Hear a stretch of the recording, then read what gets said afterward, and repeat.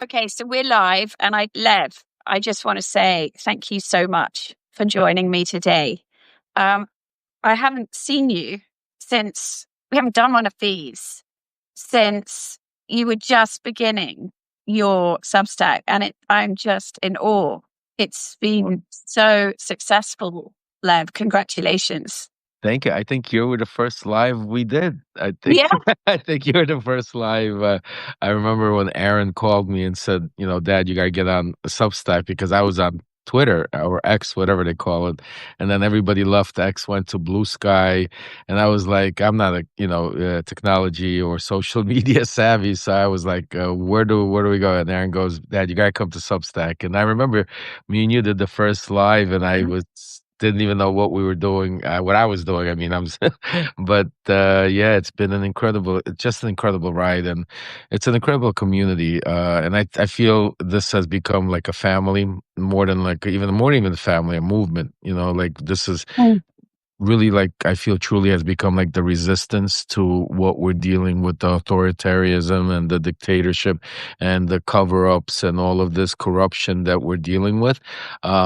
I feel that Substack has become like that last resort that Donald Trump hasn't been able to demolish or shut up, or and it's like right now this is where all the independent journalists have come. I mean, because you don't get the news on CNN, or I remember how we met. You used to be on Yeah. CNN, Vicky. Yes, I Remember did. me and you. So just so We should everybody actually knows, probably tell everyone tuning in a little yeah. bit about people probably don't know.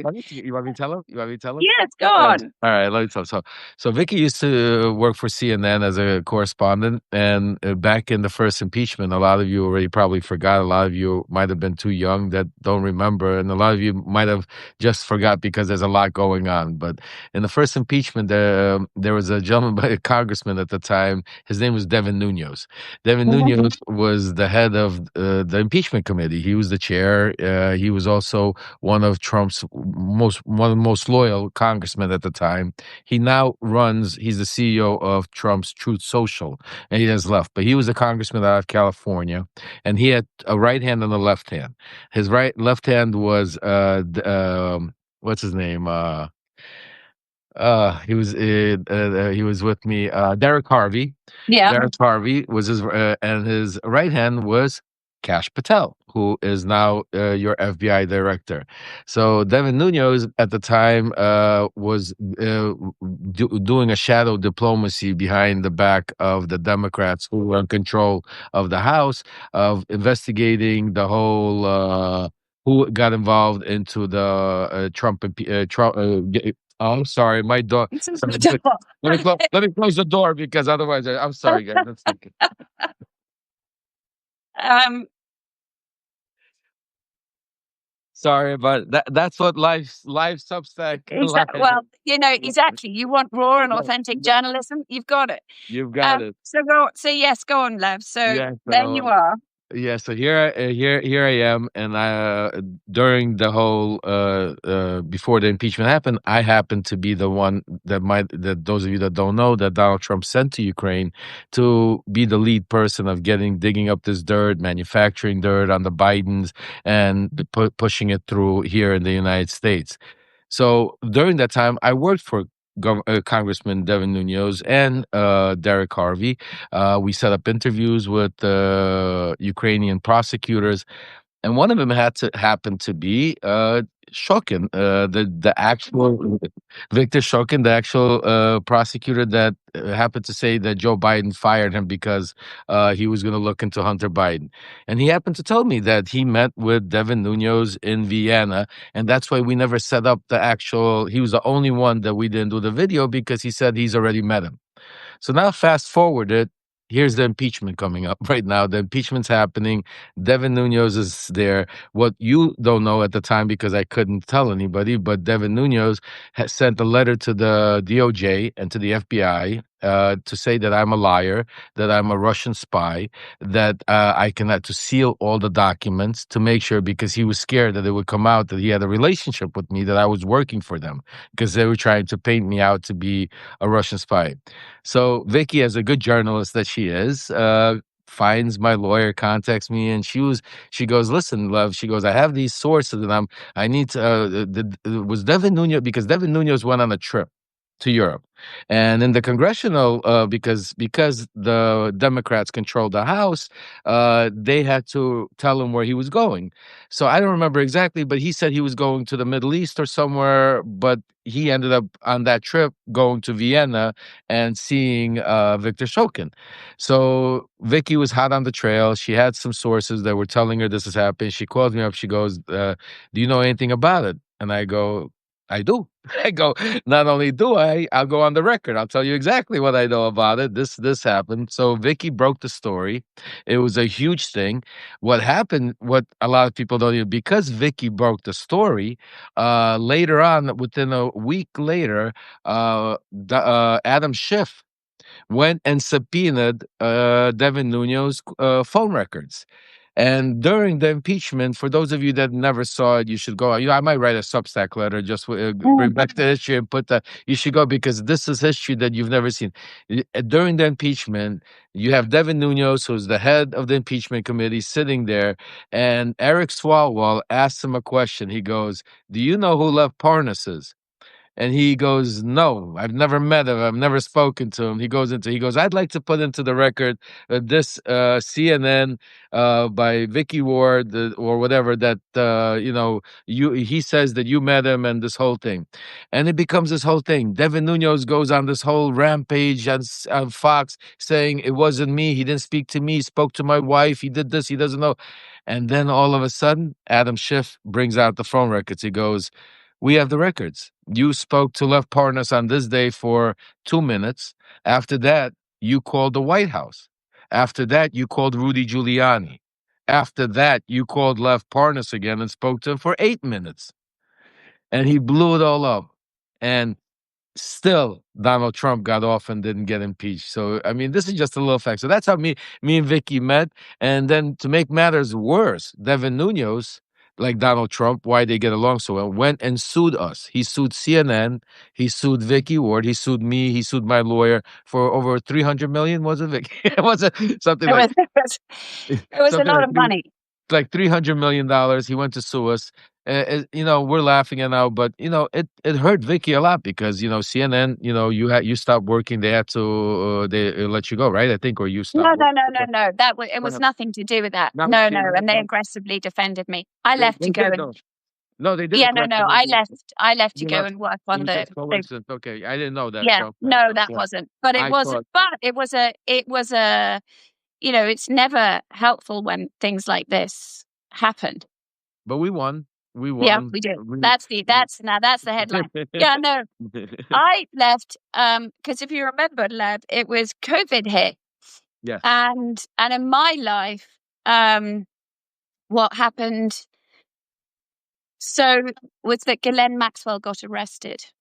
Jeffrey That's Epstein right. had That was the died same the thing. That's previous right. summer, and then Ghislaine Maxwell got arrested, and that's when I um was actually very generously, let out of my deal by Jeff Zucker, and I then partnered with James Patterson to make this Audible series called Chasing Ghislaine, because I was sitting on these transcripts of Jeffrey Epstein. So that's what happened. But then, Wow. but then, I'm but glad. I'm glad you're telling me. I had no idea. See, this is yeah, this is yeah, no, actually yeah. good. So, Awesome. and we made a documentary of that for Discovery Plus, and then obviously James Patterson and I have continued over time to work together. And my memory of Lev was I just remember thinking it was so unfair that in this story where no one was telling the truth, the person who was made to pay the price was you. And I remember sitting in the courtroom, watching you, and I think your wife might have been pregnant even, or you had a very small bump beside it, or you had yes, and gosh, shows how how fast time flies, because I remember Todd Blanche in that courtroom Yeah. as the defense attorney for one of your associates. So I my mean, cousin. Yeah. Originally he was supposed to be my lawyer. When I fired him, Igor kept him on. And remember, Todd Blanche was the one that fought so hard for me not to give the congressional turn over all the stuff to Congress. He was already then defending Donald Trump. That's what people don't understand. Yeah. Go back then, yeah. Wow, that's right, So Vicky. I remember all this well. So anyway, Lev, I'm thrilled um, that your Substack is so successful, well deserved. And no one better to talk to now about Ukraine and Russia, and no one better to talk to. Also, we should talk about Epstein and the Epstein files. Absolutely. Do you have a preference which order we do it? I'm all yours, Vicky. You're the boss. Well, why don't we tackle the Russia and Ukraine Yeah. first? That. Um, I know that you have very strong opinions that Putin has basically played this like a brilliant sort of chess grandmaster, right? And that Trump has played right into his hands. Um, Well, it's a combination, Vic. It's a combination. That's why people need to understand, because on the outskirts, it looks like Trump is losing and being played like a fool, and he is being played a fool because, and that's part of the game. But the real negotiations that are happening behind the scenes and what Trump is getting out of it is a lot more than a win with the media by saying that he got over on Putin, because what Putin is giving him, and one of the biggest things that we're going to talk about is the cover up with the Epstein files. What's happening right now? Because Vicky, if you recall, right when this Trump announced that they're going to have this meeting with Putin, the moment that he changed the news cycle, that was the only way he was no, able to sure. change the news cycle. He tried everything. He tried Yeah, everything. But what people don't know, it wasn't Trump's idea to do it. It was Vladimir Putin's offer to Trump through Steve Witkoff. When Witkoff was sitting with Putin in the Kremlin, Putin told, because Putin needed this himself. This is coming from sources that were in the room. And basically, Witkoff called Trump and told him, he said, Putin's willing to meet with you right now. This will blow the news cycle, will change everything, and Putin's willing to talk to you about peace. Putin did all of that because he had his own game, and we're going to go into in a second. So when we say this Donald Trump, yes, he's being played as a fool, but he's getting a lot of privilege because not only is he getting deflection from the Epstein stuff, which we'll go into, but he's also getting tremendous deflection from the new. When was the last time you heard the media speak about the National Guard in Washington, D.C.? It's normalizing. It's part of Project yeah, 2025. It's part of, and the other thing that the media is not even touching on, talking about, they just, disregarded it, saying, oh, he can't do that. And I've heard them say that plenty of time, but he said it out loud yesterday. He's going to do away with mail-in voting. And he even turned around. He said, if I can't do it with the executive, I'm going to get the Congress. I'm going to figure it out, but I'm getting rid of mail-in voting. I'm yeah. getting rid of electronic voting machines. I'm having Pam Bondi. So he is winning from a sense point from what his initial, because what Trump is trying to do is mimic and make America into something like a North Korea or Russia or China, Right. where everybody, especially the media and the people, bowed out to him. And you saw that play out by him having the European leaders sitting there like a king, sitting there making them grovel and bow. When there was no negotiations. People that were in the room. There was most of it. Everybody in that room understood that Trump is being played. Everybody understood that Putin, but they have no choice because they're hoping. They're playing. They're hope. They don't want to. And so, it's like this game that everybody's playing. Maybe Putin. Maybe, but they know they're planning against it. They see. Because one of the things I say, Vicky, is very important. Don't judge what they say.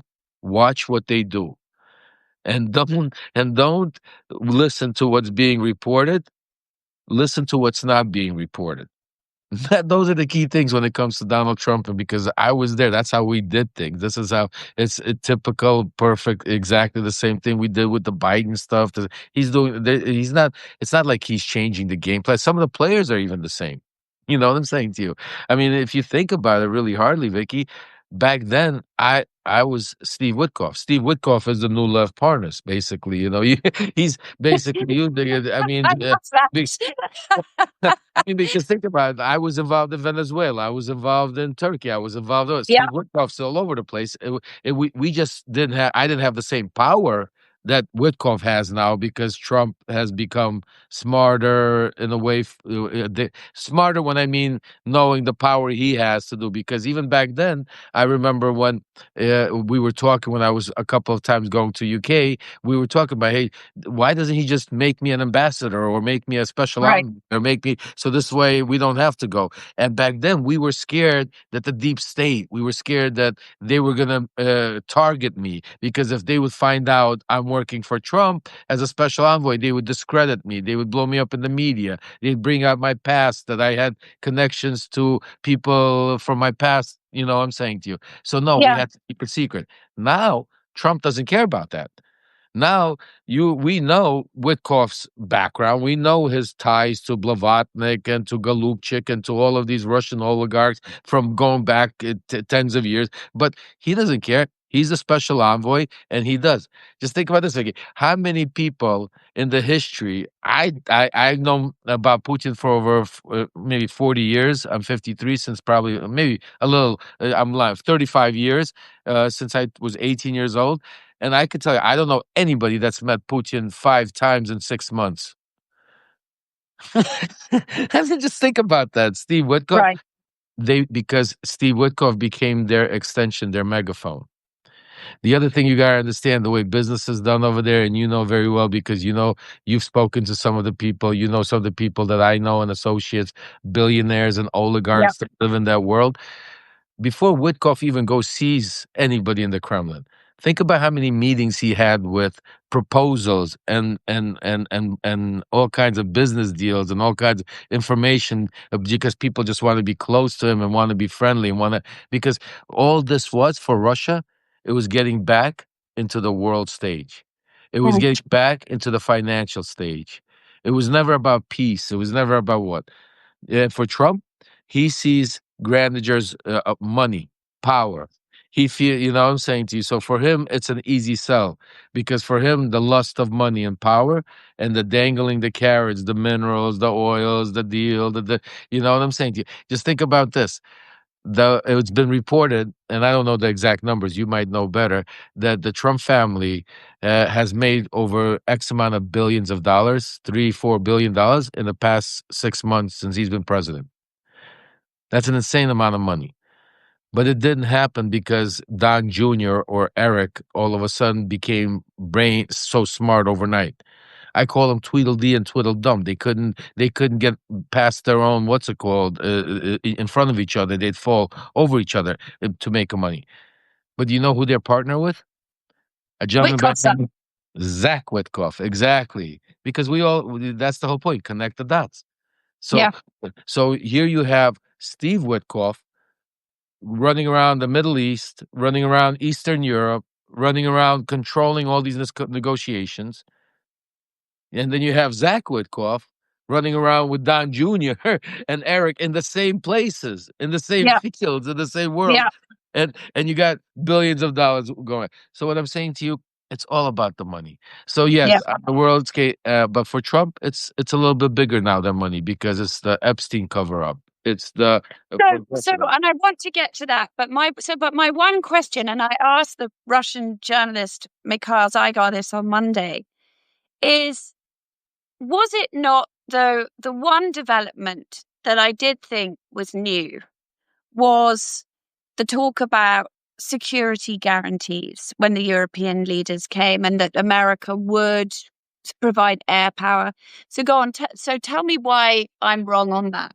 That was part of the theatrics because let me explain to you, and they all knew it going into it, and that's why today in the morning Trump already blew it all up, saying that no, there's. So yesterday, if you go back and remember the way the conversations were going, they were leaking from the meetings. You had leaks coming out that they're going to do some kind of like Article 5 Yeah. protection. They're talking about Trump's even talk about maybe troops on the ground, and then Mhm. all of this stuff was leaking because I was on these social media platforms, and you would see all the mega going crazy, troops on the ground, this, that. It was going back and forth. And I even had a debate with somebody. I said, because one of my sources told me that this is all bullshit, that you'll see tomorrow it's going to be a different ball game because, and I'll get to it. So I was even in a debate saying there's not going to be troops on the ground. Trump's going to walk everything back. This is all theatrics and being played because, again, for Trump, he is still covering up the Epstein stuff because and when we get to the Epstein stuff, because I keep mentioning it, it's not just the Epstein stuff, it's Dan Bongino. He has Mm. a problem. They have a loose cannon in their group. It's called Dan Bongino. When it comes to the Epstein stuff, that was also part of why a lot of the stuff is happening. It's a lot of links that are coming together. Do you understand what I'm saying to you, I Vic? do.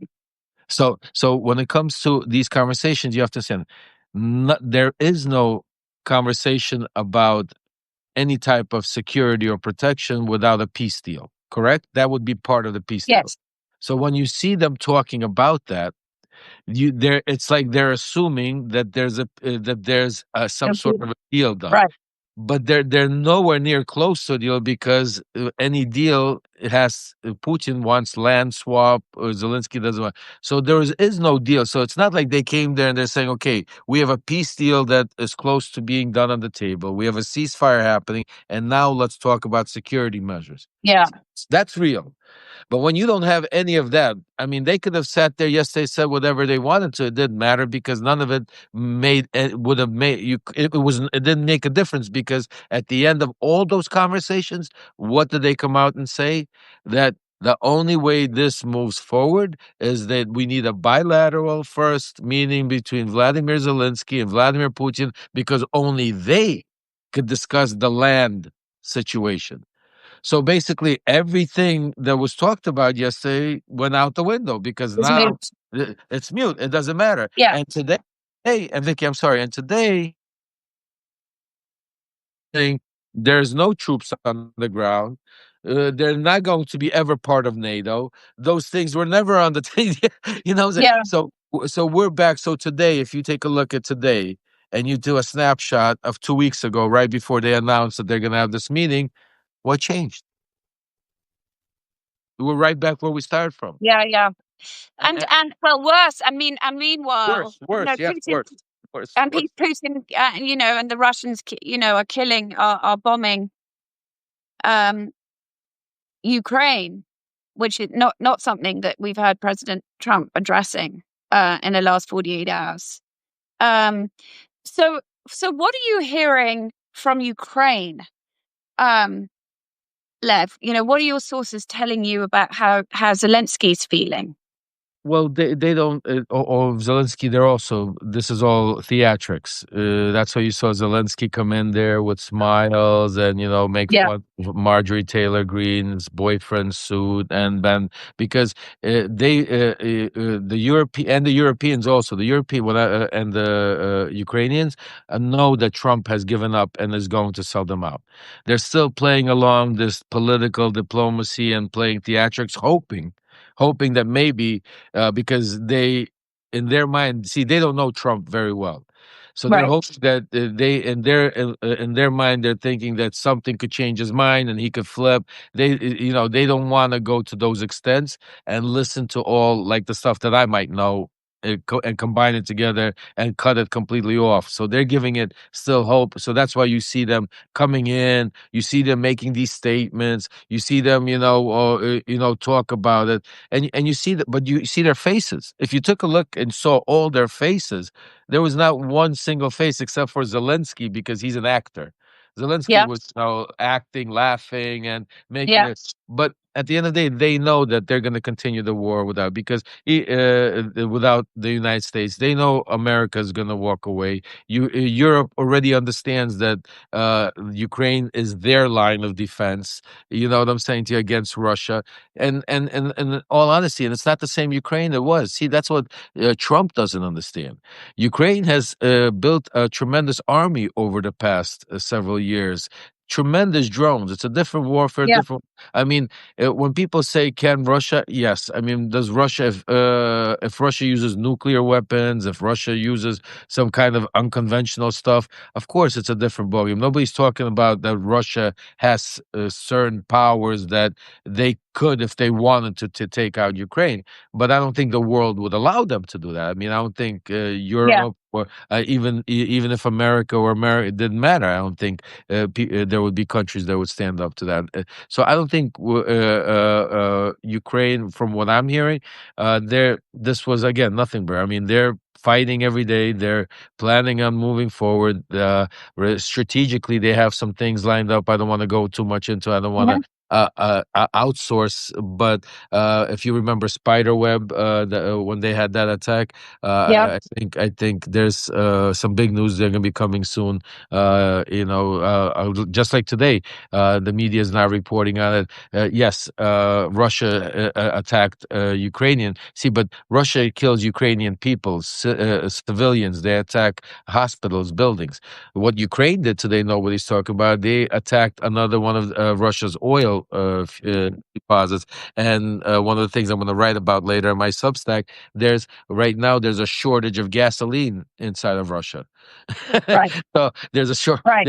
Just think about it. There's a shortage of gasoline. So there's like lines, 3, 4, 5 hour lines to get gas. So I mean, this war is not going to end because Donald Trump is telling them, because he thinks it is, but he's lining it up to be able to walk away and blame Zelensky and blame the situation and blame Biden and say, listen, it was, and you hear the words every day. It's the same thing. It's going to be, it was never my war.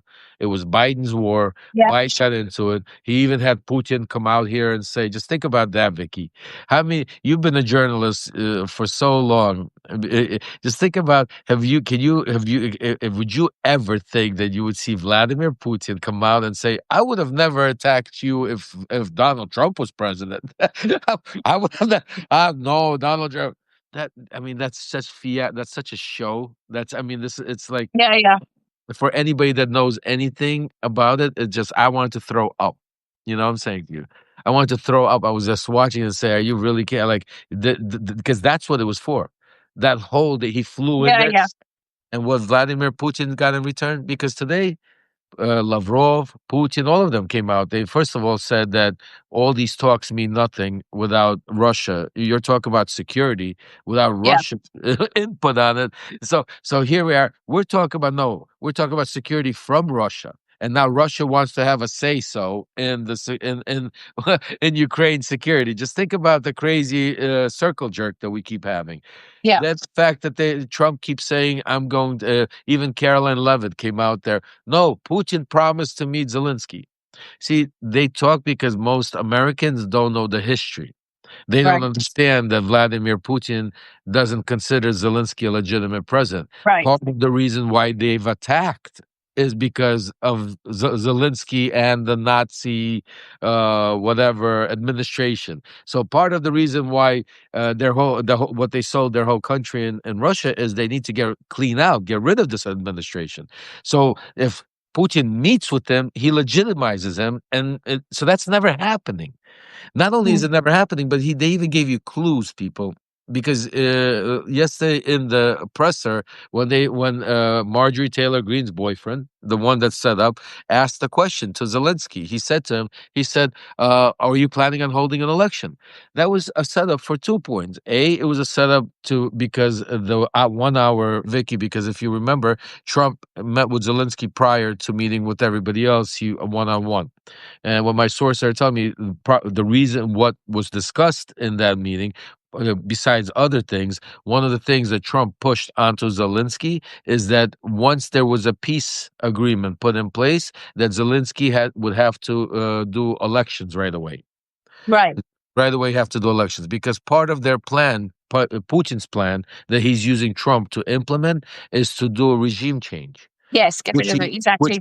which he tried to do in 2014, which didn't Yeah. work out. That's why they had the Maidan. But right now, if all of a sudden they do a cease agreement, let's say on this line, and they do an election between Trump now being and Putin together to rig an election in Ukraine, it would be I could probably do that by now. You know what I'm saying to you? And now all of a sudden you get a pro-Russian, pro-Trump president in Ukraine, and now you don't need to go to war. Now all of a sudden there'll be a deal signed where all of a Yeah, sudden yeah. the minerals, oil, everything will be given. Peace, lovey-dovey. Everybody's speaking the same language again, and we love. That's what's happening behind the scenes. That's what Trump and Putin are trying to do. Are you worried about corruption in Ukraine? This is something Mikhail Zygar talked about on Monday. He said he'd been in Europe and, that there are clearly some military elites who are profiting Oh, off, 100%. off the 100%. wall, driving 100. Rolls Royces in, Uh, the south of listen, France. listen, I'm going to tell you like this. First of all, I don't think there's any country that doesn't have corruption. Yeah. Especially us here in the United Yeah. States. So when it's how you ask the question: is there corruption in Ukraine? Absolutely. Are there people profiting off the war? Absolutely. Are there people? But that happens in every war. That Yeah. happens in every country, and that's something that you deal with, and that's why you see Zelensky constantly putting people in prison, Yeah. constantly changing people in the administration, constantly. And that's another thing, by the way, I'm glad you brought that up, because that's another thing that was discussed, what my sources tell me, in that 1 hour conversation. The other thing that was pushed onto Zelensky by Trump that Putin told him was to tell him that if Zelensky walks away and gives them the election, and just that he could basically like retire here in the United States, do his Hollywood stuff, and there will be no prosecution, or nobody will go after him from the Russian or American side or his inner circle for any of the money that might have been misplaced, or what's it called, or done like that. So that's another conversation that was being had, because one of the main things in MAGA world, and part of the whole campaign thing, was that Zelensky is a crook, that Zelensky is buying himself houses all over the world while we're sending them money. And Yeah. that's one of the perception of which is all total bullshit. There are people doing it. I don't believe Zelensky. Zelensky's a wealthy man himself. Prior to that, Yeah. I'd be surprised if he was caught with his hand in the cookie jar. But So, yeah. anything's possible. But is there corruption? Absolutely, there's corruption. Yeah. But it's not to a degree where we should not help. It's not to a degree where they should get taken over by Russia. And a lot of the corruption, I'll tell you honestly, is probably being done by people that are pro-Russian. Yeah. Yeah. Yeah. Yeah. because it's so intertwined that it's a very difficult situation. So you know Well, so speaking of corruption, conspiracies, okay, let's talk about Epstein. And I think, my followers know that last week with Zeb Shaleb, I talked about the fact that, I had a good source, close friend of mine who sadly passed away last year, who sat and had tea with Jeffrey Epstein in the last 4 years of his life, and Epstein definitely told him that Vladimir Putin was a client of his. You know, Jeffrey Epstein didn't always tell the truth, but a lot of the bold-faced names he bragged about knowing and dealing with, turn out to be real, as we know. So today, Richard Berman, judge in New York, has refused to unseal the grand jury records. I was not surprised by that. I was more surprised when I read his decision that basically the only witness in that hearing was an FBI agent. And I assume I know who it is, because he says in his decision that the FBI agent also testified at Ghislaine Maxwell's criminal trial.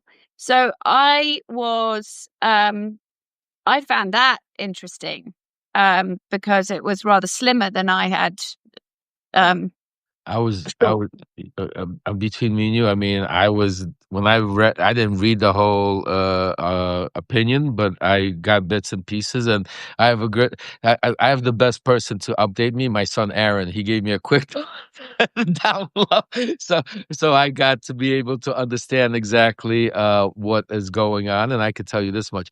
First of all, the way he responded to the DOJ and basically said to them that, listen to me, out of 100% of evidence that we have, that you have, the grand jury compiles maybe 0.3% or Yeah, 3%, exactly. some like you said, some minimal amount. Yeah, And so the amount, if you want to release it, you could release it. And the other thing he said in there, without quoting him, he said that you're using this as a ploy yeah. to because to lie like to the people, or I mean, I don't want to make you, maybe you could No, phrase no, it. well, you didn't quite go that far, but that was the I mean, but the You- implication was that this was grandstanding by the DOJ, who right, had, really bad who's, stuff. and that the Epstein files that they have would be of far more relevance than, and what he described that the sole witness, an FBI agent who talked about hearsay in this grand jury. So he was basically saying, I'm not going to do it because you haven't established a proper legal reason for me to do it. But if the Department of Justice wants to release the Epstein files, having promised to do it and then not, there is far more information that that of value to people in what the Justice Department has. That's exactly. I mean, that's exactly what he said. And that's why some of the breaking reporting that I've been doing the past couple of weeks have to do with Dan Bongino, Vicky. Keep the Right. like my So good now great I've friend read this, Adam Lev. said. I've read your excellent reporting. So and so he's the outlier. So just go through this. Because it's fascinating. And your latest reporting was that this possible alliance between Dan Bongino and Elon. Elon Musk. So Dan Bongino, according to your reporting, he and Cash Patel were the ones drumming up the Epstein um, beat. So, explain for possibly my readers who might not have read what you've reported. Absolutely. So, for those of you that don't follow, probably Dan Bongino, but he used to be a Secret Service man for actually Obama. And then eventually he became a right-wing media pundit. Trump's first administration started going on Fox News. I know him, met him, was in that same circles. And then he started really going far right, especially after like the January 6th, when Epstein got arrested. He became and used this podcast basically to use at that time the Epstein connection to the deep state, to the child pedophilia, to the Democratic leadership, to the Clintons, and built empire basically on that, from financially to your following to eventually that was one of the reasons why Trump even picked him to be the deputy, him and Cash Patel, because Cash Patel for other reasons, because he's been with Trump since the Devin Nunes days, so Cash Patel has been in there even during Yeah, January 6th. So yeah, but Dan Bongino was primary because of this whole Epstein stuff, because see, Trump himself, I don't think, realized to himself how much was in there that had tied him into it. And again, I'm not saying that Trump. I don't want to, I don't have proof of Trump actually illegally doing something in the FCL, but yeah, we know factually that they were friends. We know yeah, factually, in his own words, of the way he treated women, the way that he is factually convicted of assaulting E.G. Carroll. So, I mean, all these things it's not about a smoking gun on Donald Trump, but I don't think he realized how much it would implicate him. and it would take the eye off the Democrats. And I think when Pam Bondi and they came in there, and when they saw that, what I'm hearing from my sources is they came to him and said this: "Listen, boss, this is what, if we release it, this is how it's going to come out." And this is at the same time, because what a lot of people don't realize, who was on the outskirts, it was Elon Musk. This was the same time, and Well, that's what. he just, it is interesting to me, because Elon Musk, as we know, has posted on X from time to time about Epstein, and then taken it down, right? That was that first tweet when he posted Trump was on the list. Yeah. And he took it down, and they made that sort of piece because they literally threatened to take, go after him, investigate him, take away SpaceX. I mean, there was some serious behind the scenes, serious negotiations going down. And Elon fell into line for a little bit until he came back out and started, talking about third party. And again, when he fixed certain things, whatever. But to make what's going on with Bongino, so what happened was when Bongino found out that July 6th, when Trump, because the cover up happened between Trump and Pam Bondi. Patel wasn't informed, Bongino wasn't informed. I mean, to a degree, like how it's going to happen that's why Pam Bondi basically had the DOJ put out that letter. It wasn't even signed, that memo that leaked, and they put it out on July 6th, which was supposed to be a dead weekend, 4th of July weekend, and they tried to slip it through and bury it. Yeah. When Dan Bongino realized it, he had a problem because he made his whole career off it, and he saw the Epstein files. He saw the names, like he saw there's things there. He saw that there's people that need to go down for that, and that doesn't matter Republican or Democrat. And I'm not saying Dan Bongino's a good guy. I'm not saying that I'm not giving you the reasoning why he's doing it. It could be financial, whatever the case. But he was not aligned with them. There was a big fallout between him and Trump. He left. That was when it was reported he left the White House. I mean, and might not return. Trump called him. Till this day, I don't know. I can't tell you factually if it was a threat or if it was some sort of a promise of how Trump got him to stay. But it wasn't because they became friends and they agreed on Bongino staying on for the cover up. But Gino was still against it. If you take a look, Vicky, since that day, he's not once tweeted, responded, or spoke about anything to do with the Epstein. He's made comments about other cases, about things that the FBI is doing, but nothing to do with the Epstein situation, the case that he's been quiet. He's been actually, my sources are telling me, thinking about leaving, and maybe, but he's scared because of the things he knows, knowing the power Trump has of the DOJ, the FBI, and how easily, things could be, shifted in saying, oh, he left with Secret Service paperwork or he leaked. You know how, I don't have to say how Yeah. you could indict a ham sandwich, especially if you want to be corrupt. Not that I'm saying they do. Yeah. So, Yeah. with that said, Bongino, my source told me, has been going back and forth. And this is where we come to how we got here. And this is the first story that I really broke that got Trump. That's why I'm having issues with Trump right now, is that the Vance dinner.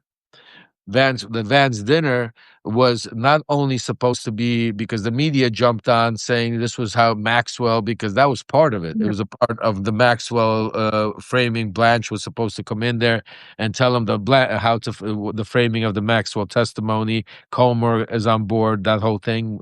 But what they weren't talking about, which I reported on, was that there were two other people there specifically, Susie Wiles and Kash Patel. On behalf of Susie Wiles was representing Trump, and Yeah. Kash Patel was representing Dan Bongino to speak to Pam Bondi to make Right. peace, to get Bongino back on board. When we broke the story and then Vance canceled it, they continued. They still had the meeting inside between Bondi and Patel. They had the meeting with Wiles inside the White House, and they didn't get to a solution because Patel, what's his name? Bongino never gave him a commitment that he's going to, because right now, see, what's going to happen is, you've done a lot of these criminal cases, and once they're gearing up right now, eventually they're going to get Maxwell in front of Comer and Congress and have her start telling her version of the story. You And believe that that will happen? I mean, even though she's pushing back, right, saying her lawyers are pushing back. it's all a game because her lawyer is in cahoots with Blanche. They're great friends. Even the it's all being played out. That's why you see Mark is constantly going out and tweeting and responding to the media on X, to Trump. Thanking him, being grateful. I mean, this is all theatrics that are again being set up because look, at the end of the day, what proved it was how quickly they transferred her over. I mean, Right. that was like, I mean, Vicky, you've been around, shit like this doesn't. Yeah, yeah. I've been in prison, and I don't care like that. And anyway, without going into too much about Maxwell right the second, but Bongino wasn't on board, and that's why you saw they couldn't get him on board during this whole Alaska Putin thing. And Right. because they couldn't, that's why they brought in Andrew. What's his last name? Maloney or Andrew from the AG from Missouri, because now Okay. you're gonna have now the transition take place where he's gonna because once the Maxwell story comes out, they're gonna need the FBI and everybody to be on the same page. You can't because if Bongino see what people don't understand, it's not what Bongino says, it's the fact that Bongino's not saying says a lot. Right. So Yeah, I hear you. you're the Obviously, FBI you director. Yeah. yeah. So, Lev, you said you knew Bongino back in the day. Yeah. I mean, did you like him? See, when I was there, yes, because we were hardcore, same. I'm saying to you, he was. Let me put it to you this way, but Gino, I didn't see him. He was like a ex cop, like that type of personality. He wasn't. He wasn't a politician. No. He was, what I'm saying to you, he was more straightforward, especially back then. He was still beginning. He wasn't so hardcore mega knight. You know what I'm saying to you? He was just transforming into that. So I mean, I didn't see he was to me he wasn't a bad guy. I mean, again, we didn't hang out. We weren't like Yeah. friends, but we were in the same circles. I saw him as somebody that was passionate to speak at that time truth to power about the deep state. Right. Huh. How how Wow. how crazy that is, right? Right. So your interpretation then of now what the documents that the oversight committee, James Comer is, we're supposed to, I think, see something by tomorrow, or well, Friday rather. And this is all theatre to Oh, you. Yeah. oh, well, not only that, but I know for again, I broke the story that Comer and Trump spoke prior to Comer putting out the subpoenas. And, I mean, Right. you can Okay. understand. James Comer is a diehard Trumper. Yeah. He is not going to bring anybody up there. He's not going to report. That could hurt Trump. Yeah. This is another part of the machine. So okay, so one part of the machine is you have the DOJ. The DOJ is really that's Pam Bondi. She's gonna, she's handling the paperwork. The other part is you had of that DOJ, you had what's his name, Todd Blanche, to go on and work out what Maxwell. Because remember that what people need to understand, it's not that Maxwell is going to be making up stories. No, no. It's he's going to be leaving out. Select. It's a lot, right? She's going to be selectively telling Right. the truth. And Yes. that's a lot easier because when you tell the Yeah. truth, then you just don't tell, and you're not being pried to tell the whole truth, and nobody's forcing you to tell the whole truth, and you're allowed just to tell this part of the truth. It becomes very strong, and that's what they're counting on.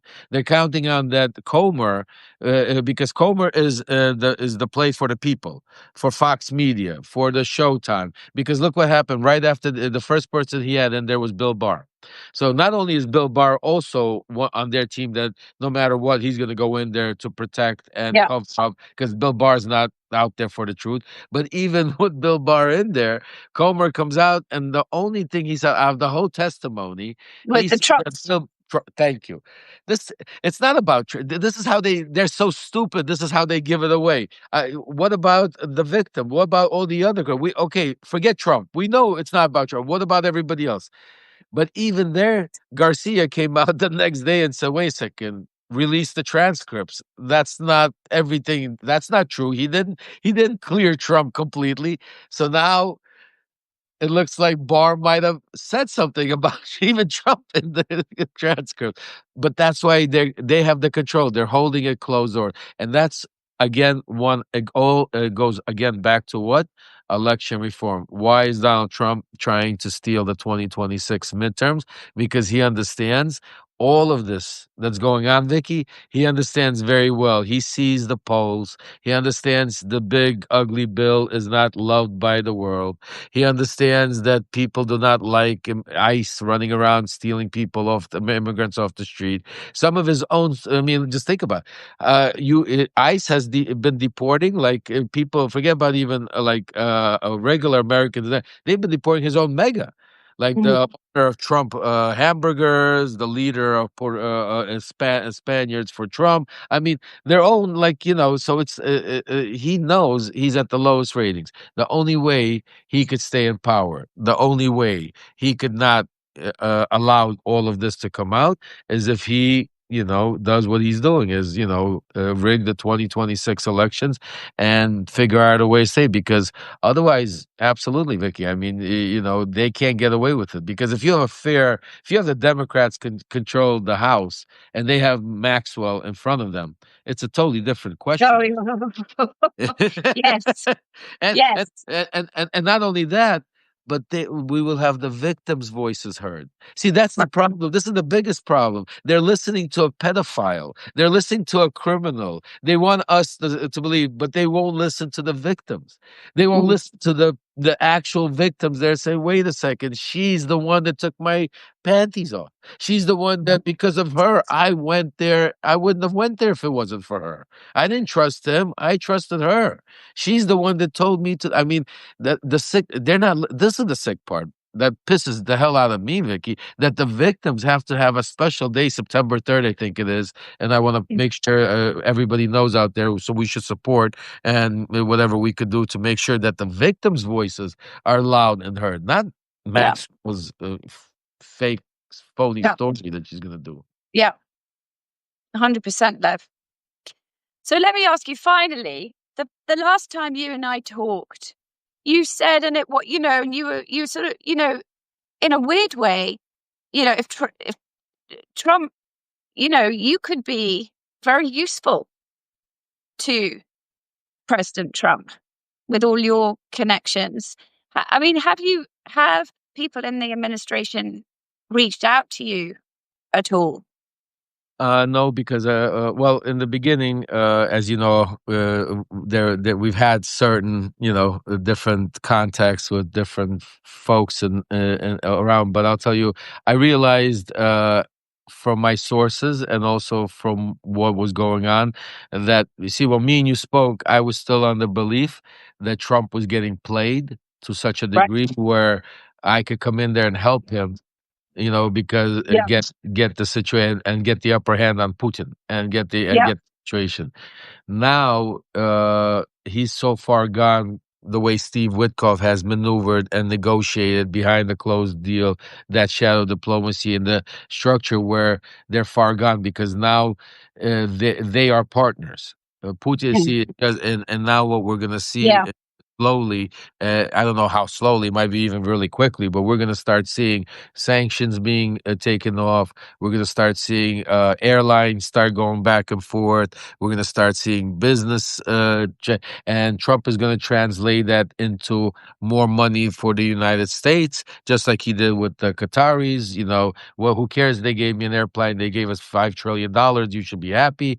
And, it's going to be that type of effect. And he's counting on a couple of big things. First of all, that that Putin takes over the Donbass area in the next month or so, because that's what I'm hearing. Putin's promising Trump that he's going to take over quickly, and then they'll be able to do some sort of frozen ceasefire at that moment, because at that point they'll control all those minerals and all those land rights and all those, where now they'll be able to do business with Trump with Ukraine. I mean, it's sick to even think about, Vicky, what their plans. But also the other thing that and nobody's talking about, and I'm the only one, but you're gonna you watch my words, is Nord Stream 2.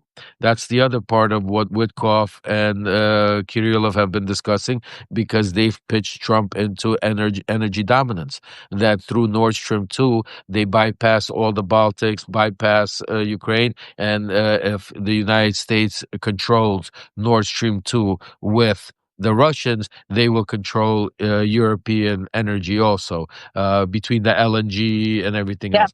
So there, and I was also thinking of, but then it sealed the deal for me when I heard Trump come out and talk about Nord Stream 2, saying, I'm the one that canceled it, but Biden put it back in.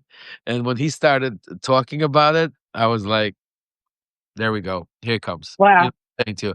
It was like, see when you know somebody that well, and it's like playing poker. It's hard Yeah. for the regular person, but like I see the telltales. Like, even I'll give you another small thing he does that people don't realize, but I know Trump very well. Like, it's part of the MO. It's part of the brainwashing. I don't know if you've noticed, but lately there have been pictures coming out of leaders after they meet with Trump. He gives them a tour of the White House souvenir shop. And inside the souvenir shop, he gives each and every one of them a Trump 2028 hat.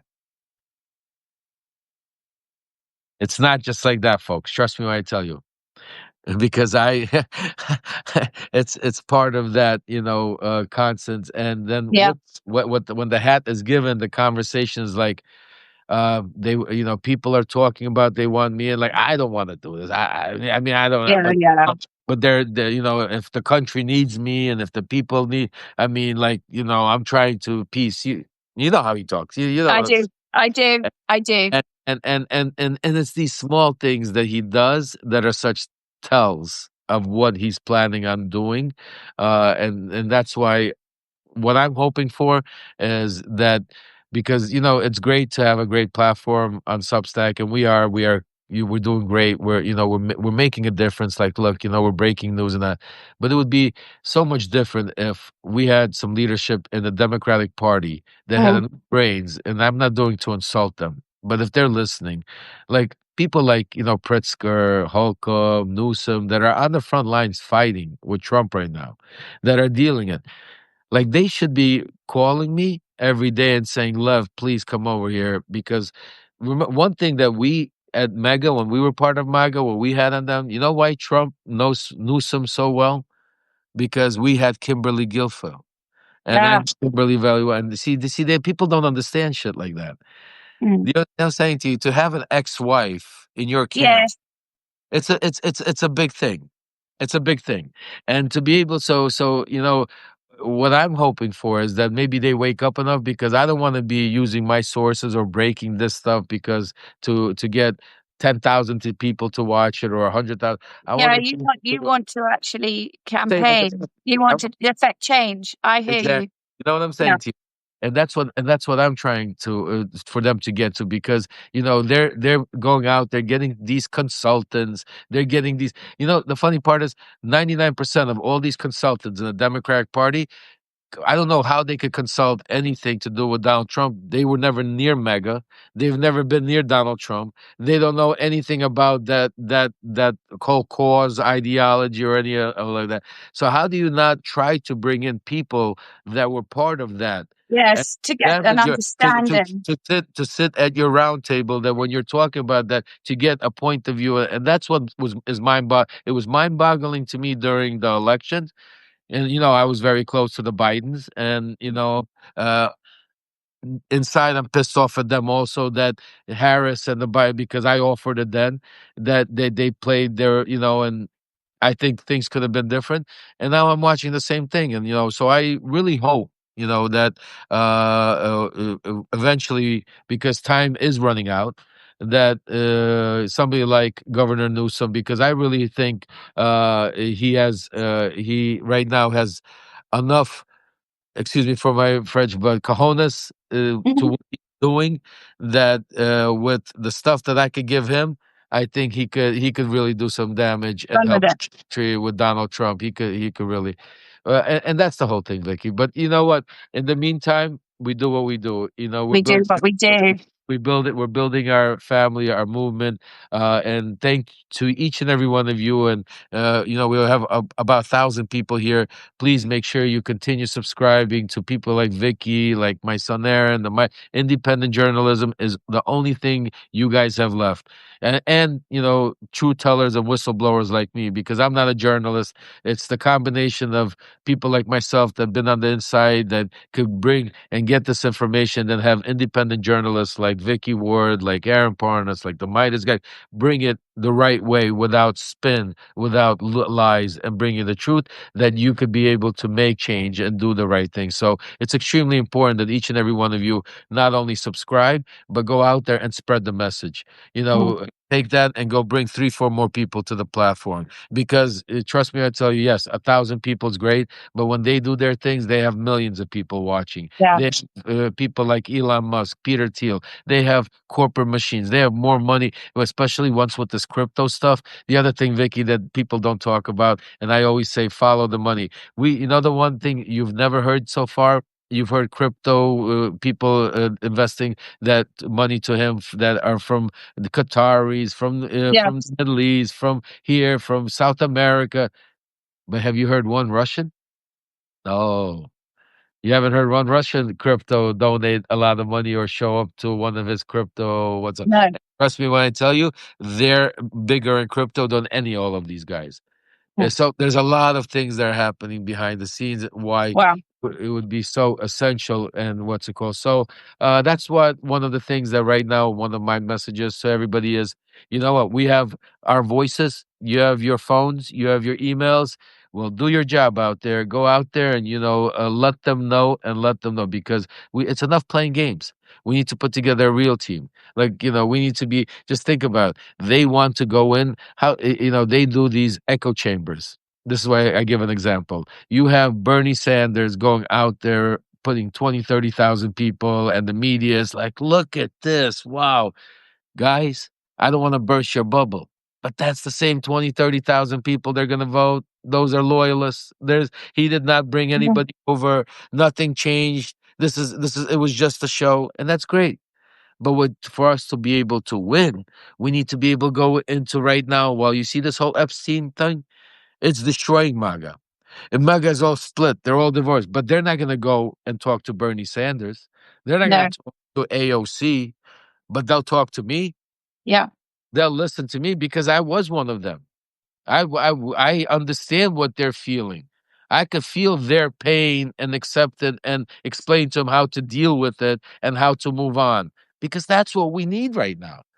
We need to right now get that UFA to, so this way he can't rig and steal it. And if we do that, then with 2026, we get back the majority, and then we start slowly but surely getting back our democracy. Because Vicky, it's not You going to get some happen overnight. transparency. And it's not going to happen overnight, and it's going to take time, because the damages that he's already caused all over the world and inside our own democracy, we're going to pay for it for a little time to come. But the quicker we stop him, the quicker we get it back, the quicker we could start healing, the quicker we could start mending, and the quicker we could start making a better future for our kids and grandkids. Well, on that note, Lev, thank you. Very, very powerful and fascinating. Thank you, Thank Vicky. you Thank so much for your time. you, Vicky. Take care. Bye bye.